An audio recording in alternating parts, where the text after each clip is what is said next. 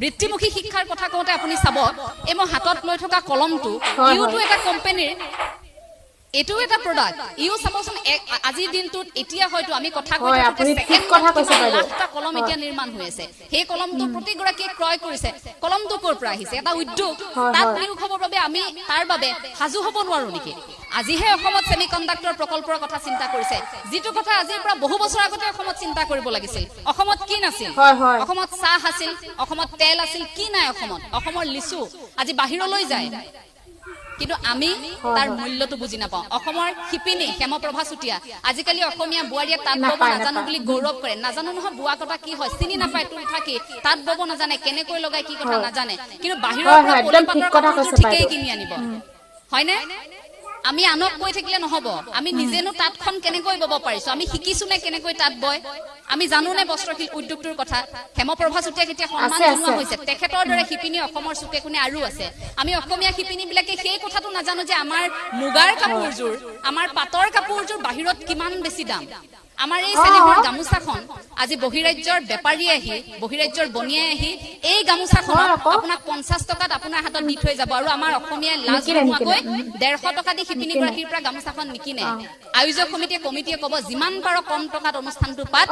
যা 50 টকা 40 টকাত পালেও গামোচা কিনে সূতাডালে থাকক সূতা ওলমি থাকক এনেকে ফুল থাকক নাথাকক কথা নাই গামোচা আন 40 টকা দান নালাগে অসমীয়া শিপিনীৰ কথা আৰু তেওঁলোকৰ তেনেধৰণৰ আকৌ ব্যক্তিয়ে যেতিয়া মেলে মিটিঙে ডাঙৰ কথা ক'ব সেই কথাবোৰ আপোনালোকৰ শুনিবলৈ মন যাবনে আমাৰ অসমত এই যে কয় যে হাতীৰ দেখুৱা দাঁত খোৱা দাঁত বেলেগ বেলেগ আমাৰ অসমত ভাষণ বহুত হল কৰা বহুত হল এতিয়া যে মই এই কথাখিনি কৈ আছো এইখিনিৰ পাছত মোকো ক'ব যদি সামাজিক মাধ্যমত এতিয়া দেখিছো এইকেইটা দিন সামাজিক মাধ্যমত ভিডিঅ'বোৰ যেতিয়া গৈছে তলত কিছুমান মন্তব্য আহিছে আধ্যাত্মিক কথা কোৱাৰ লগে লগে মোক সুধিছে কিছুমানেতো তই সম্বোধন কৰি সোধে কিছুমানে সুধিছে যে তই নিজে শৰণ ললিলে নাই সেই সকলক কওঁ যে মই 4ৰ্থ শ্ৰেণীতে গুৰু সেৱা লৈছো 7ম শ্ৰেণীতে মই শৰণ লৈছো গুৰুজনাৰ ওচৰত গতিকে সেই শৰণ অন্তত বুকু ডাঠ কৰি ক'ব পাৰো যে এই অসম ভূমিত জগতগুৰু শ্ৰীমন্ত শংকৰদেৱ গুৰুজনাৰ নীতি আদৰ্শৰে পৰিচালিত হোৱা নৱ বৈষ্ণৱ ধৰ্মৰ মই এগৰাকী বৈষ্ণৱ মই হেতু বুকু ডাঠ কৰি ক'ব পাৰো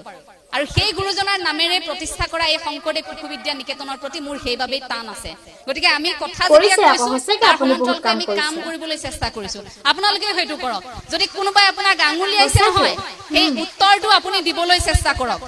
আপোনাক সমালোচনা কৰিছে আপুনি কিবা এটা কাম কৰিছে সমাজত আপোনাক সমালোচনা কৰিছে আপুনি সেই কথাটো আহি ঘৰত ঋণাত্মকভাৱে নলব আপুনি সেই সমালোচনাটো উফৰাই আপোনাৰ সন্তানৰ সৈতে আপুনি আলোচনা কৰক যে সমাজত এনে ধৰণৰ মানুহ থাকে শুন আমি আগুৱাই যাব লাগিব এনেকৈ সন্তানৰ সন্মুখত আকৌ সেই মানুহগৰাকীৰ কথা বেয়াকৈ নকব কাৰণ আপুনি গম নোপোৱাকৈ কোনোবা দিনা আপোনাৰ সন্তানে সেই মানুহগৰাকী কিবা এষাৰ বেয়াকৈ কৈ থৈ আহিব তাৰ পাছত ওলোটাই আপুনি আকৌ কথা শুনিব লাগিব এই যে পৰিৱেশ পৰিস্থিতি আমি যে সন্তানক এটা পৰিৱেশত গঢ় দি তুলো সেই পৰিৱেশবোৰ যে ইমান জটিল হৈছে তাৰ প্ৰথম ভুলটো আছে আমাৰ নিজৰ আপুনি ঠিককৈ কৈছে বাইদেউ আমাৰ ধাৰণাবোৰে সলনি হৈ গ'ল আমি আধ্যাত্মিক চিন্তা চৰ্চা বুলি ক'লে নৈতিক শিক্ষা বুলি ক'লে আমি সেই কথা বতৰাবোৰৰ পৰা অকণমান ল'ৰা ছোৱালীক আঁতৰাই ৰাখো যদি আপুনি আপোনাৰ সন্তানক যদি ফেশ্বন শ্ব' এটা প্ৰতিযোগিতাত নিছে ৰাতি গাঁওখনত হোৱা ভাওনালৈ আপোনাৰ সন্তানক আপুনি কিয় নিব নোৱাৰে আপুনি ভাওনা চাবলৈ সন্তানক কিয় লৈ যাব নোৱাৰে বৰগীতৰ কৰ্মশালালৈ আপোনাৰ সন্তানক আপুনি কিয় নিব নোৱাৰে যদি আপুনি আন কিবা এটা তেনেকৈ আগৰণুৱা হৈছে সন্তানক লৈ গৈছে পশ্চিমীয়া সংস্কৃতিৰ কিবা এটা তো তাৰ সমান্তৰালকৈ আপুনি সেয়াও কৰিব লাগিব কিছু মুহূৰ্তৰ পূৰ্বে ইমান সুন্দৰকৈ ছাত্ৰীগৰাকীয়ে বৰগীত পৰিৱেশন কৰিছে এইবোৰ আমাৰ কলা সংস্কৃতি এইবোৰ গুৰুজনাই দি থৈ যোৱা আমাৰ সম্পদ এইবোৰৰ জৰিয়তে আমি আধ্যাত্মিক হ'ব পাৰো শংকৰদেৱ শিশু বিদ্যা নিকেতনে আপোনাক খুজে খুজে আধ্যাত্মিক হ'বলৈ শিকায় এই যে নীতি শিক্ষা এখন কিতাপ আছিল এতিয়া আছেনে বাৰু আছে এই কথাটো খুব ভাল লাগে আন বিদ্যালয়ত সেইটো দেখিবলৈ নাপাওঁ এই যে মহাভাৰতৰ চৰিত্ৰ ৰামায়ণৰ চৰিত্ৰ বা আন আন চৰিত্ৰসমূহ এই চৰিত্ৰসমূহৰ পৰা যে আমি শিকিব পাৰো ব্যক্তিগত জীৱনত এই কথাটো এই নীতি শিক্ষা পিৰিয়ডটোৱে বুজায় আগতে ভাবিছিলো সাধু পঢ়াৰ নিচিনা নীতি শিক্ষাৰ সময়খিনি আহিলে খুব ভাল লাগে কাৰণ শংকৰদেৱ শিশু বিদ্যা নিকেতনত আপোনাক যদি জয়মতীৰ কথা পঢ়ুৱাইছে তেন্তে আনফালে আপোনাক ঝান্সী ৰাণীৰ কথাও পঢ়ুৱাব যদি ছত্ৰপতি শিৱাজীৰ কথা পঢ়ুৱাইছে তেনেহলে জগতগুৰু শ্ৰীমন্ত শংকৰদেৱ গুৰুজনাৰ কথাও এই নীতি শিক্ষা পিৰিয়ডত আপোনাক পঢ়ুৱাব গতিকে সকলোখিনি ইয়াক দিয়া হয় আপুনি মাত্ৰ কেনেকৈ গ্ৰহণ কৰে সেয়া আপোনাৰ কথা এই নীতি শিক্ষা পিৰিয়ডটোত এই শ্ৰেণী কোঠাটোত বহুখিনি শিকিছিলো আধ্যাত্মিক শিক্ষা তাতেই জানিছিলো যে এই যে আমাৰ চৰিত্ৰবোৰ একলব্য চৰিত্ৰটো গুৰুৰ ভকতিৰ কথা সেই কথাখিনি তাৰ পৰাই শিকিছিলো মহাপুৰুষ শ্ৰী শ্ৰী মাধৱদেৱ আৰু গুৰুজনাৰ সৈতে যিটো সম্পৰ্ক গুৰু শিষ্যৰ সম্পৰ্ক কিছু মুহূৰ্তত কৈ গৈছিলো যে সেয়া আমাৰ লাহে লাহে থুনুকা হৈছে কিন্তু গুৰুজনাৰ আদৰ্শৰে যদি আমি চলো সেয়া কিন্তু থুনুকা হ'ব নোৱাৰে ছাত্ৰ ছাত্ৰীসকলেতো নিশ্চয়কৈ জানে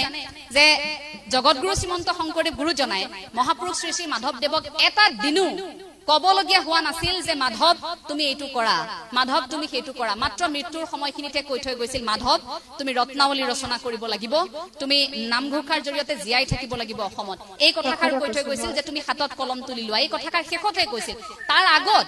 গুৰুজনাই যদি কেতিয়াবা কিবা কথাত কষ্টও পাইছিল কেতিয়াও মাধৱক কোৱা নাছিল কিন্তু মহাপুৰুষ শ্ৰী শ্ৰী মাধৱদেৱৰ গুৰু ভকতি চাওক গুৰু শিষ্যৰ সম্পৰ্কত এটা উদাহৰণ দিব বিচাৰিম এবাৰ গুৰুজনাই আপোনালোক সকলোৱে জানে প্ৰায় সংখ্যকে জানে মই ছাত্ৰ ছাত্ৰীসকলক উদ্দেশ্যি ক'ব বিচাৰিম যে গুৰুজনাৰ পিন্ধিবলৈ কাপোৰ নাই আগদিনা কাপোৰ গোটেই তিতিল বতৰ আছিল ডাৱৰীয়া এই গুৰুজনাৰ পিন্ধিবলৈ কাপোৰ নাই তেতিয়া কি কৰিব কথাষাৰ কিন্তু মাধৱে গম পাইছে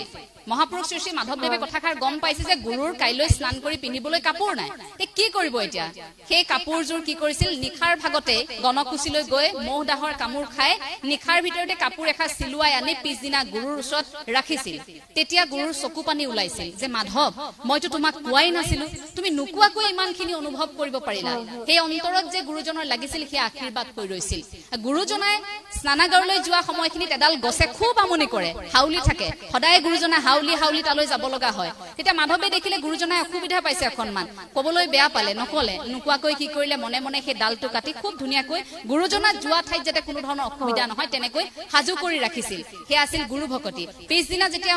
মহাপুৰুষ শ্ৰী শ্ৰী শংকৰদেৱে যেতিয়া দেখিছে গছৰ ডালটো দেখোন নাই তেতিয়া গম পাইছে যে এই কামটো মাধৱেই কৰিছে মাতি আনি সুধিছিল মাধৱ তুমি কৰিছা বোলে হয় গুৰুদেৱ মই কৰিছিলো কাৰণ আপুনি অসুবিধা পাইছিল গুৰু শিষ্যৰ সম্পৰ্ক তেনেকুৱা আপুনি নোকোৱাকৈয়ে বুজিব লাগিব মই এটা কথা এইখিনিতে ক'ব বিচাৰিম শিক্ষকসকলক সমালোচনা বুলি নহয় এই কথাষাৰ অকণমান মোৰ ব্যক্তিগত জীৱনত মই শিক্ষকৰ পৰা পোৱা কিছুমান দুখ আছে যিবোৰ দুখ সদায় বুকুত লৈ ঘূৰিলো কোনোদিন কেতিয়াও কোনো শিক্ষাগুৰুক নকলো কাৰণ তেওঁলোক আমাৰ চিৰনমস্য এটা কথা মন কৰিব শিশুৰ মনস্তত্বৰ কথা যদি আমি কৈছো সমান্তৰালকৈ কিন্তু আমি শিক্ষকসকলৰ মনস্তত্বৰ কথা শিক্ষক শিক্ষয়িত্ৰীসকলৰ মনস্তত্ব কিন্তু আমি অধ্যয়ন কৰিবলৈ শিকিব লাগিব শিক্ষক শিক্ষয়িত্ৰীসকলে কি কৰে একাংশ এই শব্দটো মই ব্যৱহাৰ কৰিম একাংশ বহু ঠাইত এনে আছে যে 90% পোৱা ছাত্ৰ ছাত্ৰীগৰাকী তেওঁলোকৰ বাবে খুব প্ৰিয় কিন্তু 30% পোৱা ছাত্ৰ ছাত্ৰীগৰাকী তেওঁলোকৰ বাবে প্ৰিয় নহয় এনেকুৱা কিন্তু শিক্ষক শিক্ষয়িত্ৰী আছে টিউচন ল'ব বিচাৰে বাৰে বাৰে গৈ সেই চুকা ছাত্ৰ ছাত্ৰীগৰাকীৰ পিতৃ মাতৃক কয় মই টিউচন কৰিম আপোনালোকৰ ছাত্ৰীগৰাকীক আপোনাৰ ছাত্ৰগৰাকীক টিউচন কৰিম আপোনালোকে লৈ আহিবচোন এই ধৰণে টিউচনৰ বাবে বিচাৰি ফুৰে কয় কিন্তু সেইগৰাকী শিক্ষক শিক্ষয়িত্ৰীয়ে কিয় ক'ব নোৱাৰে যে 30% পোৱা এই ছাত্ৰগৰাকী মোৰ ওচৰলৈ আহক মই তেওঁক 90% পোৱাই দিম কিয় ক'ব নোৱাৰে এই কথাষাৰত অকণমান দুখ পাওঁ এই যে ছাত্ৰ ছাত্ৰীসকলে শ্ৰেণীকোঠাত বহি থাকোঁতে কেতিয়াবা যে অসহজ অনুভৱ কৰে তাৰ এটা কাৰণ কিন্তু শিক্ষক শিক্ষয়িত্ৰী সকলো হয় কিছু শিক্ষক শিক্ষয়িত্ৰী এনে থাকে যে তেওঁলোকৰ সন্মুখত কথা কোৱাৰ সাহস একেবাৰে শিক্ষাৰ্থীসকলৰ নাথাকে কেতিয়াবা খুব ভয় কৰে আৰু কেতিয়াবা এনেকুৱা হয় আচাৰ্যই আমাক বেয়া পায় হয়তো এই ধাৰণাটো আমাৰ মনত আহি পৰে তাৰ বাবে আমি আলোচনা কৰাৰ এটা পৰিৱেশ আমি গঢ়ি তুলিব লাগিব এই যে জিৰণিৰ সময়খিনিত আগতে মই যেতিয়া নিকেতনত পঢ়ি আছিলো সেইখিনি কাম আমি কৰিছিলো জিৰণিৰ সময়খিনিত আমি যিগৰাকী আচাৰ্যৰ লগত কথা পাতি খুব ভাল লাগে আৰু আমাৰ এনেকুৱা হৈছিল আমি নিকেতনত মই পঢ়ি থকাৰ সময়খিনিত ক্লাছ 8 9 10 এৰ সময়খিনিত আমাৰ অলপ কম বয়সীয়া আচাৰ্য সোমাইছিল সেইসকলক মানে খুব ভাল লাগে কাৰণ এনেকুৱা হয় আমি তেওঁলোকৰ সৈতে অকণমান এনেকুৱা লাগে যেন আমাৰ অকণমান সমনীয়াই হ'ব নেকি সমনীয়াটো নহয় তেখেতলোক তথাপিও মানে আমাৰ মনত এনেকুৱা লাগে যে জ্যেষ্ঠ কোনোবা এগৰাকীক কৈ গালি খোৱাতকৈ এখেতলোকক মাতি নাই ভাল আমি বাৰে বাৰে নতুনক মাতিবলৈ ট্ৰাই কৰোঁ নতুন যেতিয়া আহিব তেওঁলোকক কথা ক'বলৈ আমি বিচাৰোঁ তো সেই কথাটোত চাবলৈ গ'লে এনেকুৱা হয় যে এই নতুন যিসকল সোমায় শংকৰদেৱ শিশু বিদ্যা নিকেতনত আচাৰ্য হ'বলৈ তেওঁলোকৰ প্ৰতি শিক্ষাৰ্থীসকলৰ সাংঘাতিক এটা মৰম থাকেনে বাৰু নতুন আচাৰ্যসকলৰ প্ৰতি এটা মৰম থাকেনে নতুন আচাৰ্যসকল সেইবাবে এতিয়া আৰু বেছি দায়িত্বশীল হোৱাৰ সময় সেইদিনা আমি কথা পাতিছিলো মই যিখন বিদ্যালয়ত পঢ়ি আহিছিলো বিদ্যালয়ৰ আচাৰ্যৰ সৈতে কৈছিল যে প্ৰায় নতুনকৈ 2000 গৰাকী প্ৰশিক্ষণ গ্ৰহণ কৰিছে আমাৰ সেইখন বিদ্যালয়টো সেইখন নিকেতনতো বহু কেইগৰাকী আচাৰ্য নতুনকৈ সোমাইছে আমাৰ দাদাৰ সৈতে পঢ়া মোৰ সৈতে পঢ়া বহু বন্ধু বান্ধৱী এতিয়া কেইটামান দিন শংকৰদেৱ শিশু বিদ্যা নিকেতনৰ সেই পৰিৱেশটোৰ আমেজ ল'বলৈ আকৌ এবাৰ উভতি গৈছে এটা কথা ভাবি চাওকচোন তেওঁলোকে লাখ টকা দৰমহা নাপায়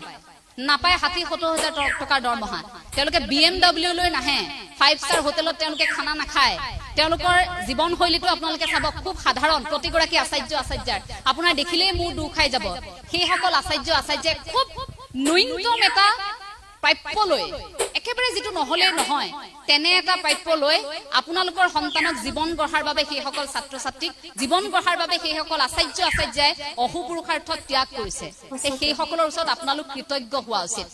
আজিও যেতিয়া সেইখন বিদ্যালয়লৈ উভতি যাওঁ, লক্ষী আচাৰ্যা, জয়া আচাৰ্যা, তেওঁলোকক দেখিলে আজিও মনটো কোনোবাখিনিত বেয়া লাগে। সেই ইমান বছৰ আগতে এৰি থৈ অহা আচাৰ্যাসকল এতিয়াও তেনেকৈ আছে। এনে নহয় যে আচাৰ্যাসকলে সুবিধা পোৱা নাই, বেলেগত সুবিধা পাইছে, কিন্তু নিকেতনখনৰ প্ৰতি ইমান এটা টান আছে, নিকেতনখনৰ প্ৰতি ইমান আবেগ আছে।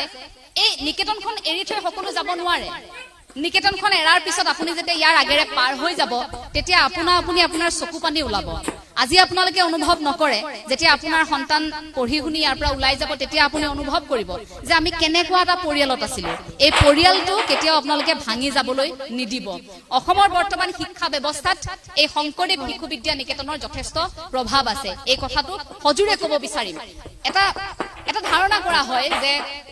বিদ্যালয়খনক লৈ, যে বিদ্যালয়খন যদি ব্যক্তিগত হয়, বিদ্যালয়খন যদি খুব ভাল হয়, ভাল অট্টালিকা থাকে, যদি বিদ্যালয়খন তেনেধৰণৰ হয়, তেতিয়া যে ভাল ৰিজাল্ট কৰিব ছাত্ৰ ছাত্ৰী, নালাগে চৰকাৰী বিদ্যালয়লৈ যাবলৈ। যদিও এখন ব্যক্তিগত খণ্ডৰ বিদ্যালয়, মই সেই কথাটো কম, এটা ধাৰণা আমাৰ মনত থাকে। সেই ধাৰণাটো অসমবাসী কেতিয়াবাই এৰিব হ'ল, এতিয়াও কিন্তু সেয়া আছে। কিয়? শংকৰদেৱ শিশু বিদ্যা নিকেতনত পঢ়া ল'ৰা ছোৱালীয়ে খুব সুন্দৰকৈ ইংৰাজী ক'ব নোৱাৰে নেকি?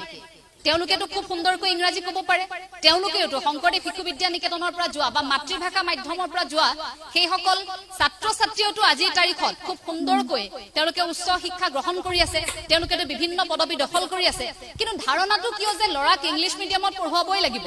ইংলিছ মিডিয়ামত পঢ়ুৱালেহে সি ইংৰাজীত ভালকৈ কথা ক'ব পাৰিব। এই ধাৰণাটো আমাৰ মনত কিয় আহে? এই কথাবোৰ, এই ধাৰণাবোৰ আমি লাহে লাহে আঁতৰাব হ'ল। ছাত্ৰ ছাত্ৰীসকলক কম,